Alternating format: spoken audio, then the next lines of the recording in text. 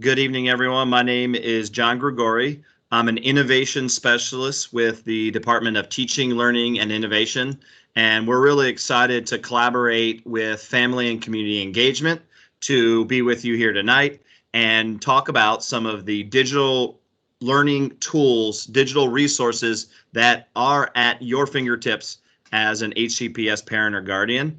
And we're excited to unpack a few of those.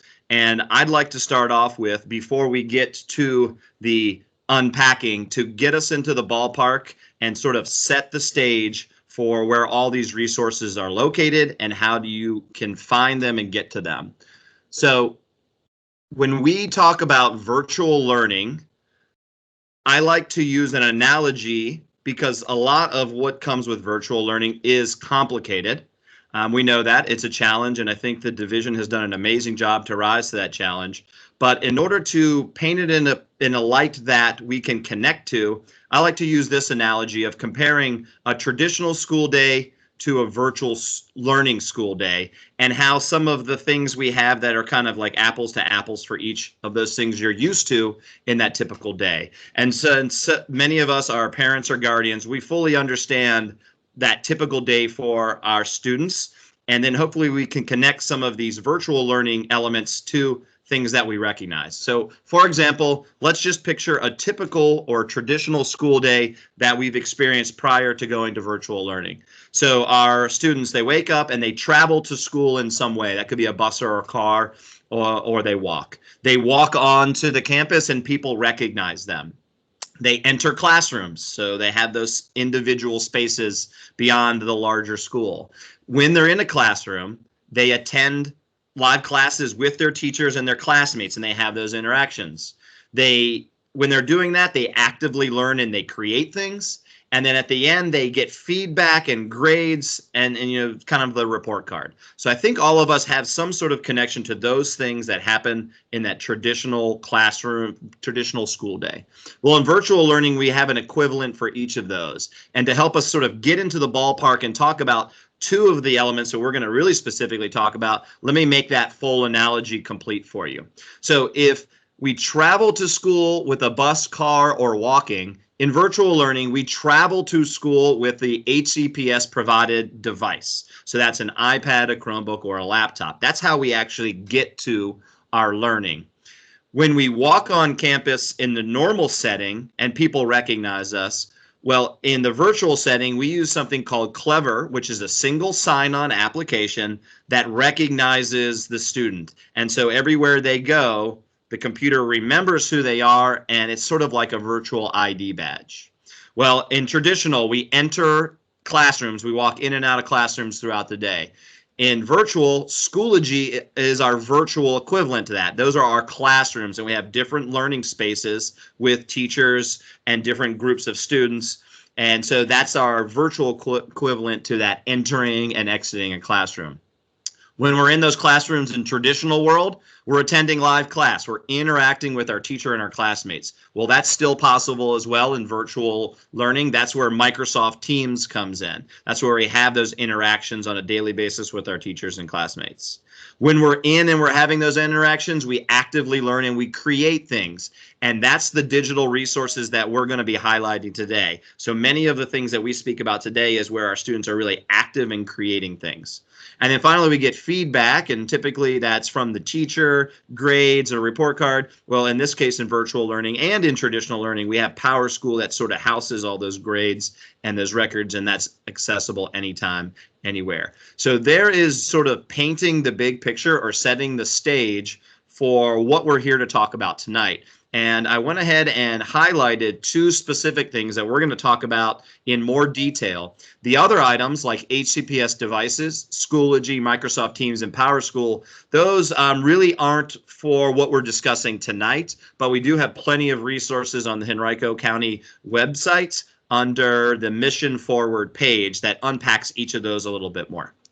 But tonight, we're going to talk about the two that are highlighted. Quickly, we're going to talk about Clever single sign-on, because that's how we're going to access, with one simple username and password, the resources that we're going to talk about today. And then once we're in Clever, we're going to have some of our content specialists from Teaching, Learning, and Innovation unpack some of the digital resources that are at your fingertips and at your child's fingertips so that you feel comfortable in interacting with them, and start using them on a regular basis. So there's a little bit of our setting the stage.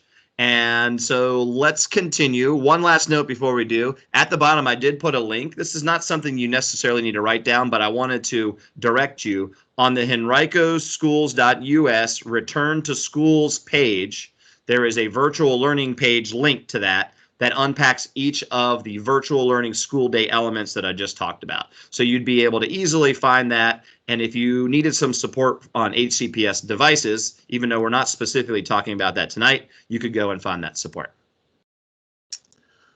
All right, so we talked about that virtual ID badge. That application is called Clever, and when a student enters it, they're entering their Clever portal. Clever is a virtual ID badge for our students that provides single sign-on access to digital resources that we're sharing during this session, and as well as additional digital resources. So single sign-on means that our students only need to know one username and password for all of these resources, and that's what Clever does for us. It helps us sync all that information so that it makes it more streamlined for our students. So on the left in the top corner, this is what the Clever page will look like when a student accesses the page but hasn't logged in yet. And in the bottom right is what it looks like when they log in. So let's talk about just getting to Clever. It's pretty straightforward from any of the devices that we have with our students. Number one, they're going to log on to the device and they're going to open the Chrome browser. That's the browser that we recommend and we use in Henrico. When they open the Chrome browser, depending on the device, the Clever will either automatically open. We have that set on our Chromebooks and our laptops to be a tab that automatically opens, or a student would have to type in the URL one time and bookmark it like on our iPads. And that URL is clever.com/in/Henrico. It's something many of our students have gone to many times. So even if they just started typing in Clever, most likely it would pop up and they would have easy access to that. Once they click on and enter that URL, they'll get an image like the one in the top left. And this is a little bit confusing wording, but I just wanted to point it out that you're going to click along with your student. You're going to click Log in with Active Directory. Active Directory is a technological term for a list that is stored securely in the division that recognizes that student's username and password. We like to have that changed to something nicer, but that's just how Clever works. So log in with Active Directory, and once the student hits that, because they have already entered their username and password in their device, Clever remembers that and takes them right to their Clever portal. So that's a great, knocking down roadblocks and things that would get in the way of learning. That single sign-on is really powerful. So let's focus in the bottom right. This is an approximation of what a Clever portal will look like for a student. This is actually a screenshot of my Clever portal, which is a little bit different, but it's pretty close. So you'll see something that looks along the lines of this. You'll see Clever and you'll see Henrico. You also see some school badging or icons. And then you'll see these buttons, these little icons for different products. It reminds me a lot of when I open up my phone and I see different apps, and it really works like that. Think about a cell phone. A lot of the more contemporary cell phones, you use a thumbprint or you use a code to get into that cell phone. Once you get into that, in a lot of ways, you're signed into a lot of things, and that's sort of what Clever does for our students on our HCPS device.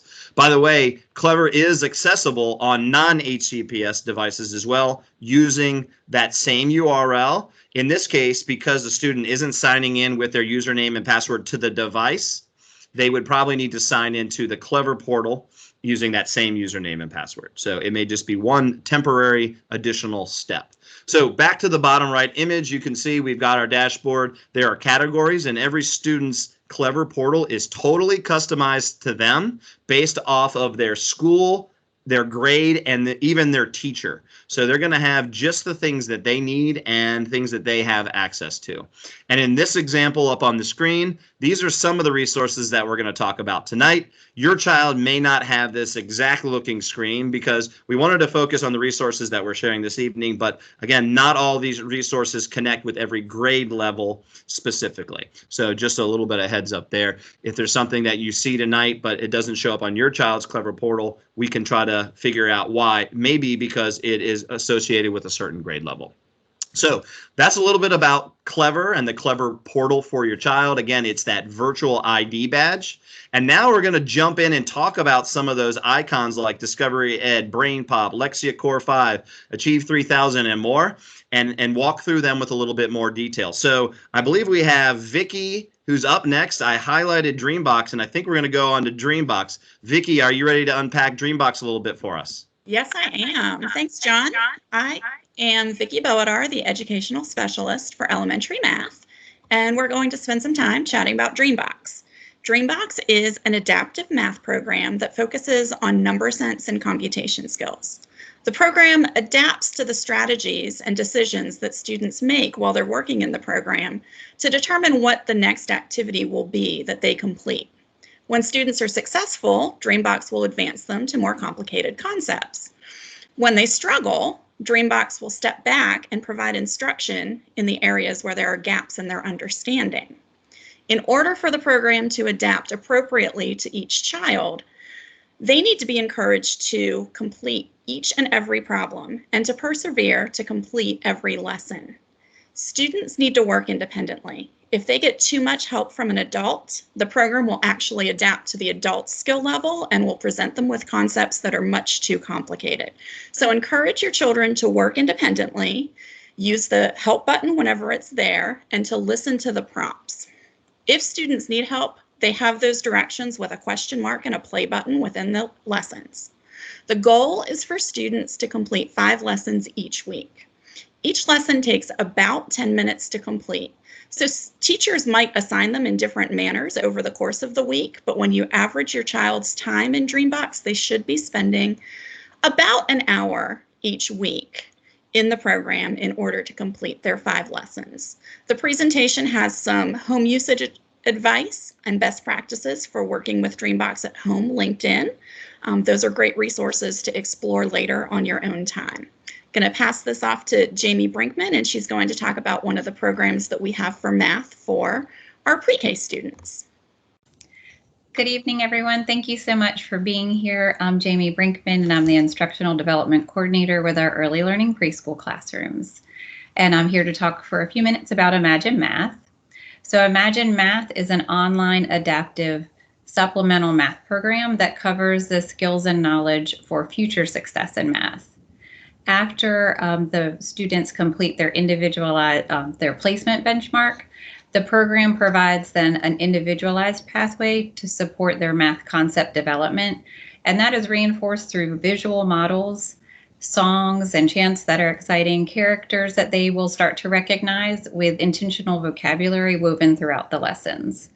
There is instruction and remediation built inside the program that helps the students as they navigate new material.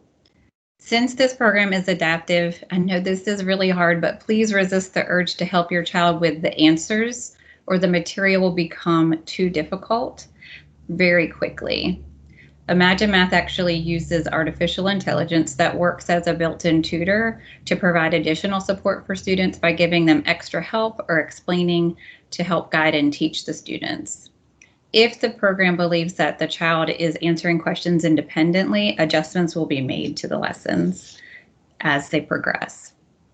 When a session with Imagine Math is started, it really helps for the child to be in a quiet place with few distractions whenever that's possible.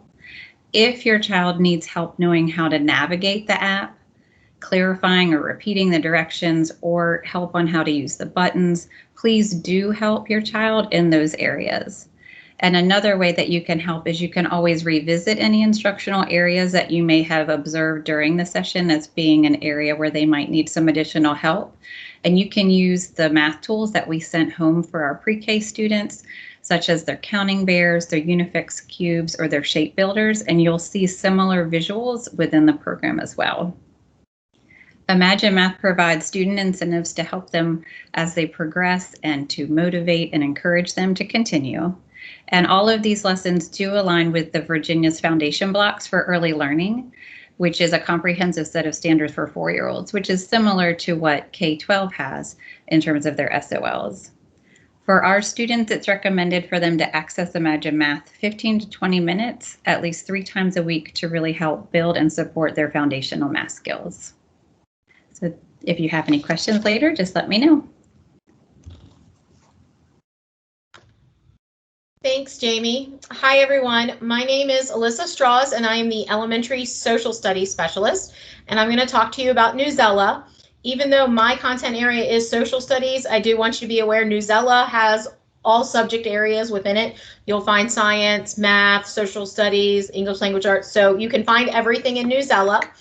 And it is a subscription service that curates great nonfiction content for our students. Current events, primary sources, topic overviews, opinion pieces, biography. So much is in there, and they pull from real sources like the Washington Post, Scientific American, Smithsonian, and tons of other partners. But what they do is they level the articles and adjust them so that every article is available at 5 reading levels, which really helps students access content at their just right level. So this is always also going to support your reading. And just also be aware that Newsela, you can read articles together. It does have a read aloud feature built in. Some articles are also available in Spanish. And if you have this presentation later, you can go to the Newsela Family Hub, and there's actually a link. As a parent, you can get a free parent or caregiver account if you want to also be able to look for articles, but your student can log in through Clever and look at articles that are assigned to their teacher, but also explore on their own, so you can find topics that are interesting to you and your students. So at the end, if you have questions about Newsela, I'm happy to help, but it's quick, easy, great to use. And then I'm going to pass it off to Judy to talk about Science Textbook, Discovery Textbook.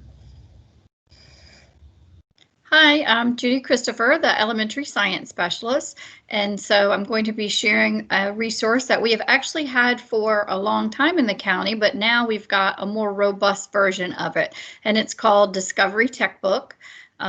Teachers can sign students' activities within here because students are rostered in here just like they are in the other digital products. There are reading passages, there are interactive simulations, so students can do labs and simulate some of the science concepts. There are reading passages on a variety of science topics. You can just see a little bit in the snapshot there. There are topics for earth science, life science, and physical science.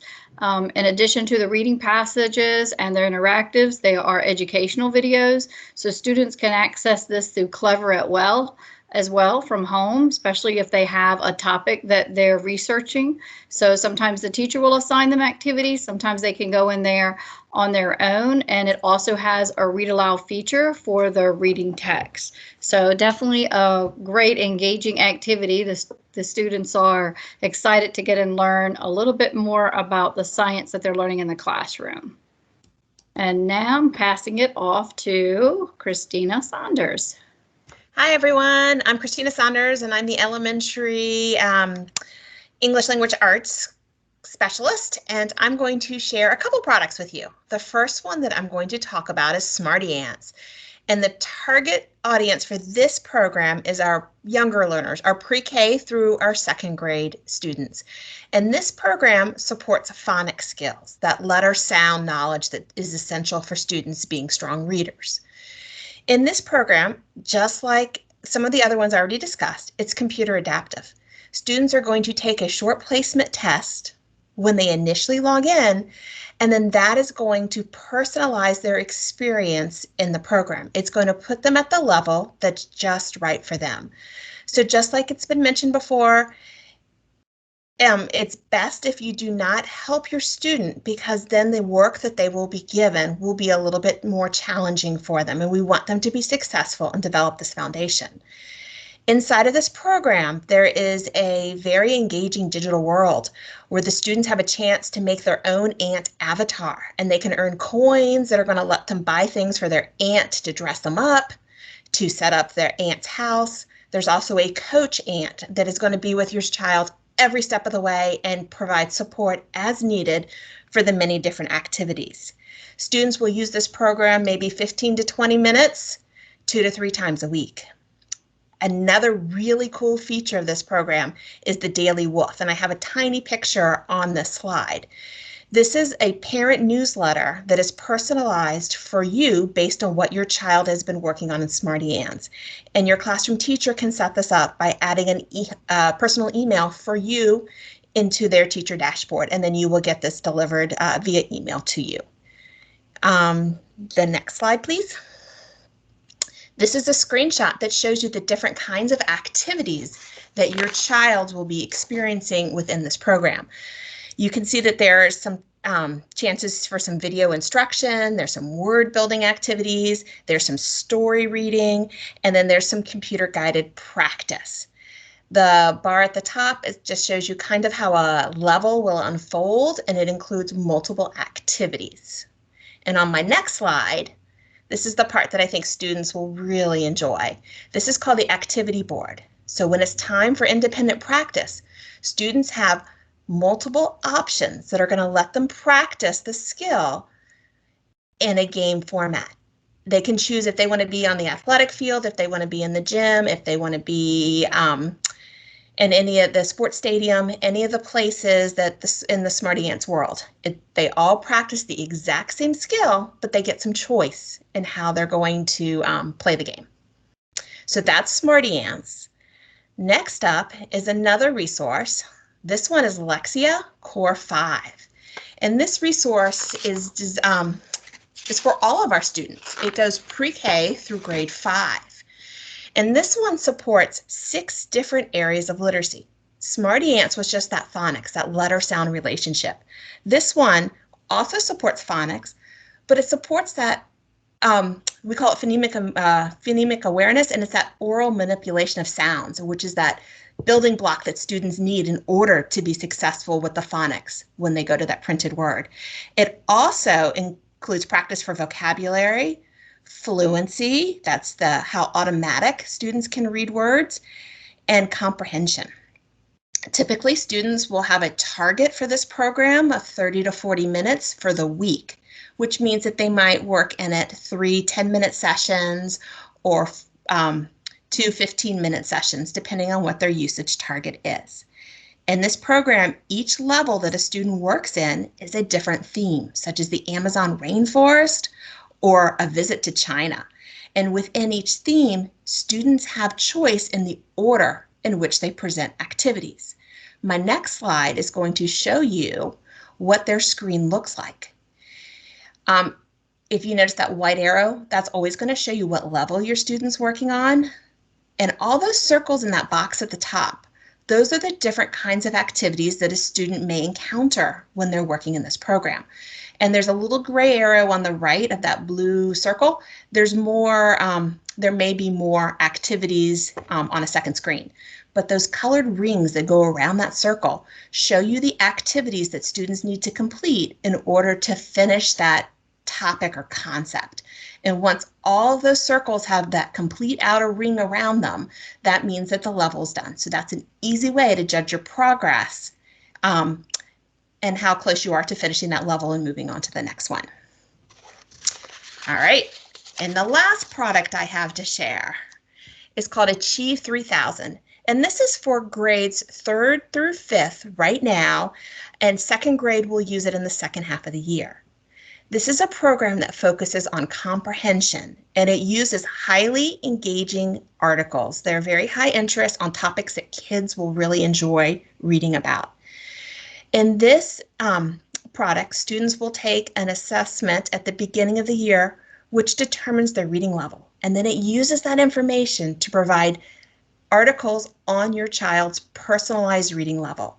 So in this way, the whole class can read an article on the same topic, but every student is reading that article on their own reading level. Students can search for articles based on topics of interest. So if students love monster trucks, they can go find all the articles on monster trucks or amusement parks or whatever their interest is. And there's also a career center built in. So if students want to be a veterinarian or they want to have a different career in mind, there's articles that are related to their careers as well. So they can do a little bit of research into what it might be to have that career. So this is another really engaging resource that's personalized for every one of our students as they use it. And that is it for the 3 language arts products. And I'm going to toss it back over to Alexis and Adrian to see if they want to facilitate the questions. Yes, so thank you all so much for all of that information that you all presented to us today.